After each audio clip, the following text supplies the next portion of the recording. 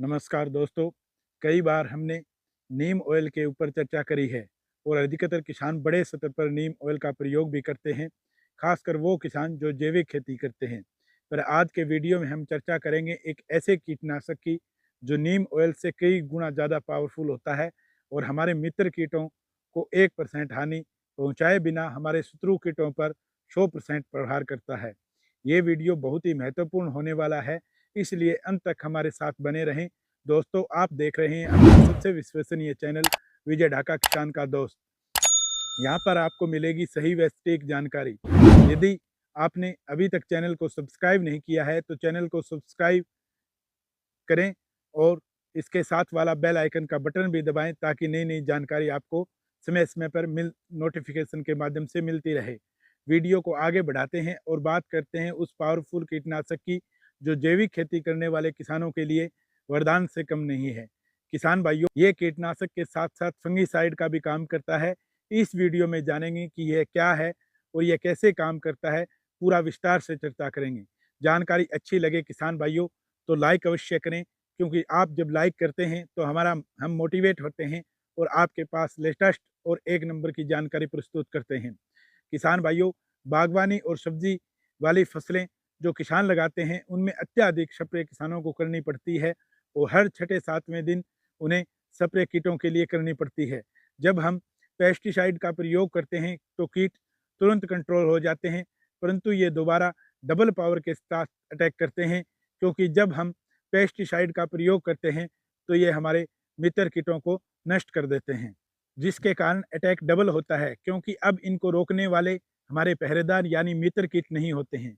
दोबारा मित्र कीट की ग्रोथ कम होती है और उतने ही समय में शत्रु कीट जो हमें हानि पहुंचाने वाला है वो कई गुना ज़्यादा बढ़ जाते हैं और फसल स्प्रे करते हुए भी नष्ट होने लगती है, क्योंकि बार बार पेस्टिसाइड का प्रयोग होता है तो रेजिस्टेंस पावर जो हमारा शत्रु कीट होता है उसकी रेजिस्टेंस पावर बढ़ जाती है और वो उतनी डोज में और उस टेक्निकल में इतना ज़्यादा अगली बार उसको हानि नहीं पहुंचती है।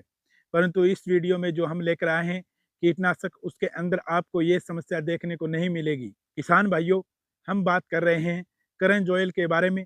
अब जानेंगे करंज ऑयल क्या होता है, कैसे उपयोग करना है और कौन से कीटों पर यह काम करता है, कौन से रोगों पर काम करता है। ये जड़गण और नीमाटोड्स पे किसान भाइयों काफ़ी प्रभावी है। करंज ऑयल होता क्या है? ये एक पौधा होता है जिसे हम पेनोगिमिया पिनाटा के नाम से जाना जाता है। अब शायद किसान कंफ्यूज हो रहे हैं तो इसका नाम आप अपनी लोकल भाषा में बता दूं ताकि आपको झट से समझ में आ जाए।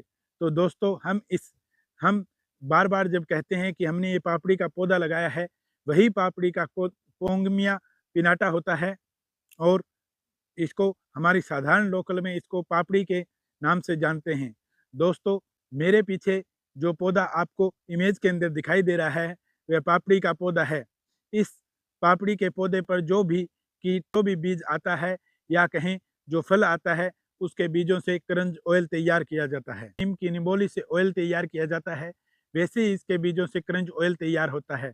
जो नीम की खली या नीम केक तैयार होता है वैसे ही करंज केक भी तैयार होता है। ये कैसे काम करता है अब ये जान लेते हैं। ये कीटनाशकों को कंट्रोल करने में काफ़ी इफ़ेक्टिव है, क्योंकि ये एंटी फिटिड का काम करता है। जैसे कि ये कीट का खाना पीना बंद कर देता है। ये कीट हमारी फसलों को खा नहीं पाते हैं, धीरे धीरे इनकी मृत्यु हो जाती है। जो कीट के अंडे देने की पावर है उसको भी ये ख़त्म करता है, जिसके कारण कीटों की अगली पीढ़ी सही से चल नहीं पाती, तो फसल पर जो कीटों का प्रकोप तेज़ी से घटने लगता है। इससे हमारे मित्र कीटों को कोई नुकसान नहीं होता है। ये नेचुरल होने के कारण इंसान व हमारे पर्यावरण के लिए काफ़ी लाभदायक है। कौन से कीटों पर यह अटैक करता है किसान भाइयों, अगर बात करें टिप्स, सफ़ेद मक्खी, हरा तेला, इलियों आदि, फल छेदक, तना छेदक, इन सब इलियों पर यह प्रभावी रूप से काम करता है। रिसर्च में पाया गया है कि टमाटर और बैंगन की फसल में फल छेदक और तना छेदक को इसने 60-70% तक कंट्रोल किया है। इसकी खली को ज़मीन में प्रयोग करने से ज़मीन में होने वाला सबसे भयंकर रोग जो किसानों के लिए मुसीबत है, नीमाटोड को कम करता है और रिसर्च में पाया गया है कि 50% तक इसने घटाया है। तो इसके साथ साथ जड़ गलन को भी ये कंट्रोल करता है।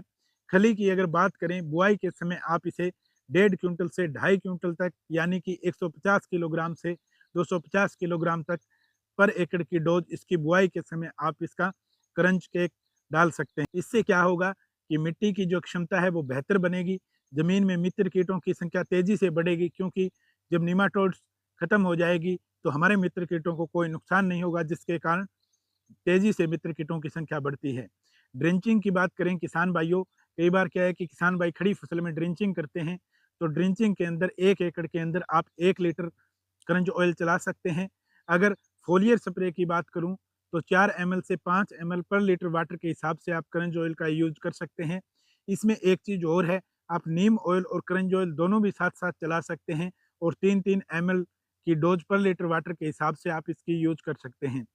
सावधानी की बात करें किसान भाइयों, तो शाम के समय इसका स्प्रे करना चाहिए और स्टिकर साथ में मिलाना न भूलें, क्योंकि इसके अंदर जो अत्यधिक जो कड़वापन है, वो अगर हम स्टिकर मिला के स्प्रे दे रहे हैं अपनी फसल के अंदर, तो पत्तों के ऊपर चिपकेगा और पत्तों के आर-पार होगा, जिससे रिजल्ट कई गुने ज़्यादा बढ़ जाएगा। और दूसरी इसका जो लाभ है किसान भाइयों, वो फंगस में यह बहुत तेज़ी से काम करता है। डाउनी मिल्ड्यू हो या अनेक तरह की जो फंगस आती है, शीत ब्लाइट हो, धान के अंदर भी इसने प्रभावी रूप से काम करता है और अन्य जो हमारी फसलें हैं, फंगस के ऊपर ये एक नंबर काम करता है। अगर प्रिवेंटिव में आपने स्प्रे कर दिया, तो फंगस से होने वाली हानि से हम बच सकते हैं। किसान भाइयों, कैसी लगी हमारी ये जानकारी? आप हमें कमेंट के माध्यम से बताएँ और मिलते हैं किसान भाइयों नेक्स्ट वीडियो के अंदर। जय हिंद, जय भारत।